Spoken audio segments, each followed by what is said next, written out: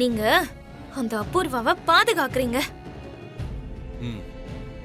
பூமி, யாரையும் பாதுகாக்கிறது என்னோட வேலை இல்ல. மதம் பிடிச்ச குற்றவாளிகளோட பல்ல புடுங்கிறது தான் என் வேலை. நான் அபூர்வாவை மட்டும் காப்பாத்தல, உன்னோட ஹஸ்பண்ட் ககனையும் தான் காப்பாத்தி இருக்கேன். ககன் அபூர்வாவை கொலை பண்ணிட்டு ஜெயில போய் உட்கார்ந்துகிட்டான்னு வை, ரீசெண்டா ககனை கல்யாணம் பண்ணிக்கிட்ட உன்னோட லைஃப் என்ன ஆகும்னு யோசிச்சுக்கோ. அப்படி பார்த்தா ஆக்சிடென்டலா உன்னோட லைஃபையும் நான் சேவ் பண்ணிருக்கேன். உன்னோட புருஷன்கிட்ட கோவத்தை குறைச்சிக்க சொல்லு. அப்பதான் நீ உன் மாமியாரு நாத்தனார் எல்லாருமே அமைதியா வாழ முடியும். அபூர்வா அவங்கள ஏதோ பண்ணிட்டா, அவ அநியாயம் பண்ணிட்டான்னு நினைச்சுக்கிட்டே இருந்தீங்கன்னா என்கிட்ட வந்து உன் புருஷனை அவங்க மேல ஒரே ஒரு கம்ப்ளைண்ட் மட்டும் கொடுக்க சொல்லு. மத்தது எல்லாத்தையுமே நான் பாத்துக்கிறேன். எனிவே, உன் புருஷனால அவங்களுக்கு ஆபத்து இருக்குன்னு அபூர்வா கம்ப்ளைண்ட் கொடுத்துட்டாங்க. இப்ப அபூர்வாக்கு யாரால எந்த பிரச்சனை வந்தாலும் உன்னோட புருஷன் தான் ஜெயில உட்கார வேண்டியிருக்கும்.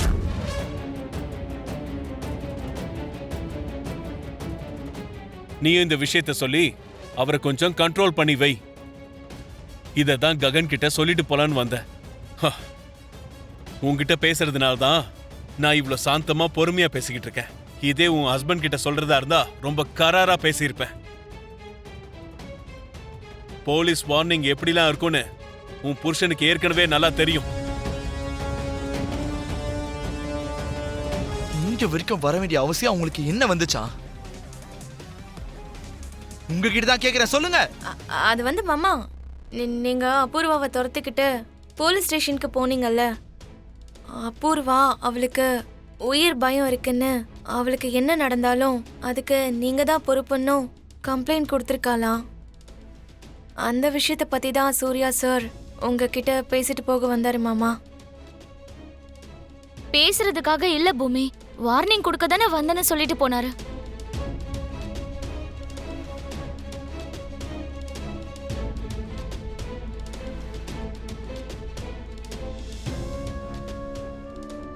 அவன் வார்னிங் கொடுத்தா அதை நான் ஏத்துக்கணுமா? அந்த எஸ்பி அபூர்வா எல்லாம் ஒரே குட்டியில ஒரு மாட்டேங்க. சத்தம் போடுவாங்க, ஆனா ஒரு சின்ன புரிய பத்த வச்சா எரிஞ்சு மொத்தமா சாம்பலா போயிடுவாங்க. அந்த அபூர்வா விஷயத்துல தலையிட்டா என்ன அரெஸ்ட் பண்ணிடுவேன்னு சொல்றதுதான் அவனோட வார்னிங். அவன் என்ன அரெஸ்ட் பண்றது? அந்த அபூர்வாவை கொன்னுட்டு நானே அரெஸ்ட் ஆயிடுறேன். அண்ணா, ஷோ பூர்ணி, எப்போ எதை சொல்லணும்னு பார்த்து பேச மாட்டியா?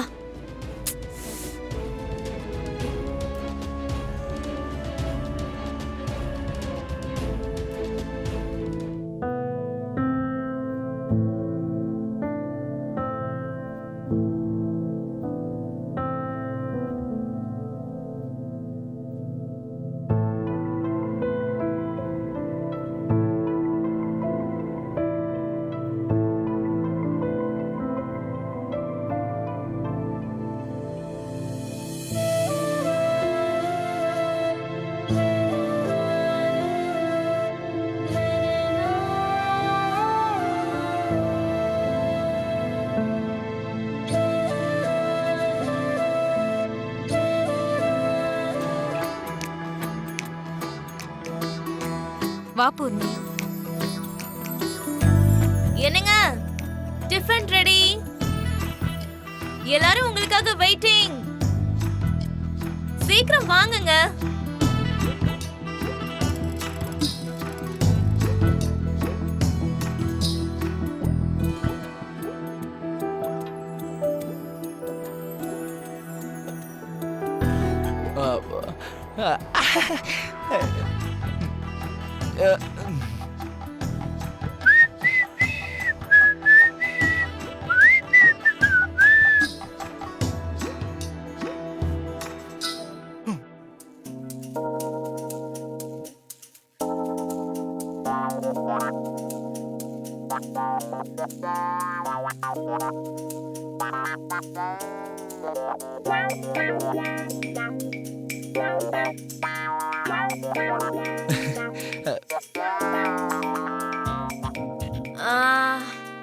சாப்பிடுங்க மாமா.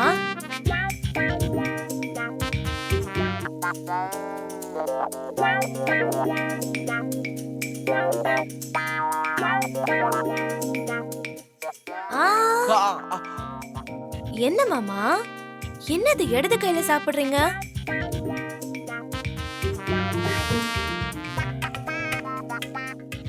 சம்பாதிக்கிற வலது கை இருக்கும்போது இடது கையில சாப்பிட்டா வீட்டுக்கு தரித்திரம்னு எங்க ஊர்ல எல்லாரும் சொல்லுவாங்க. முதல்ல வலது கையில சாப்பிடுங்க. ஆ, அது அது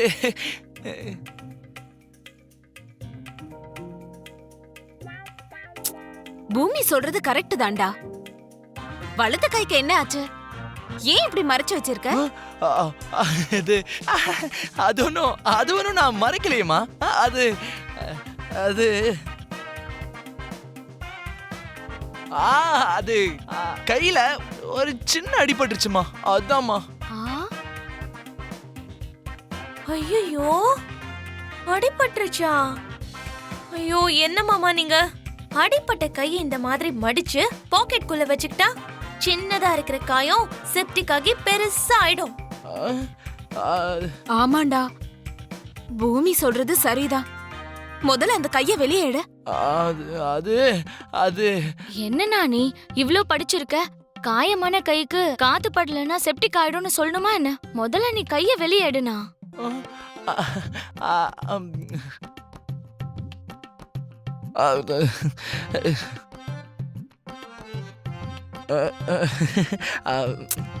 கைய எடுறா, எடு. அது அது எடுனா. ஐயோ மாமா, எல்லாரும் சொல்றாங்கல்ல, கை எடுங்க.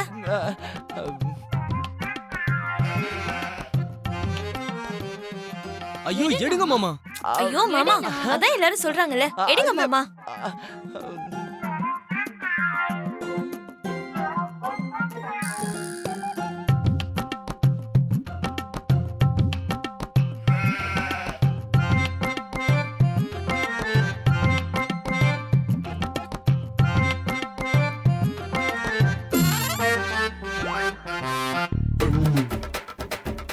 இதோ இது ஓகேவா? என் கை நல்லா தானே இருக்கு. மாமா, நல்லாதான் இருக்குன்னு நினைச்சா இப்ப எதுக்கு இந்த கிளவுஸ் போட்டிருக்கீங்க? கழட்டுங்க. நான் தான் முன்னாடியே சொன்னேன்ல, கையில அடிபட்டிருக்குன்னு. ஐயோ, காயப்பட்ட கையில காத்து படணும்னு நம்ம பூர்ணியே இப்பதான் சொன்னால மாமா. அந்த கிளவுஸ் கழட்டுங்க மாமா, கழட்டுங்க மாமா, கழட்டுங்க. நோ நோ நோ, நான் இதை கட்ட மாட்டேன்.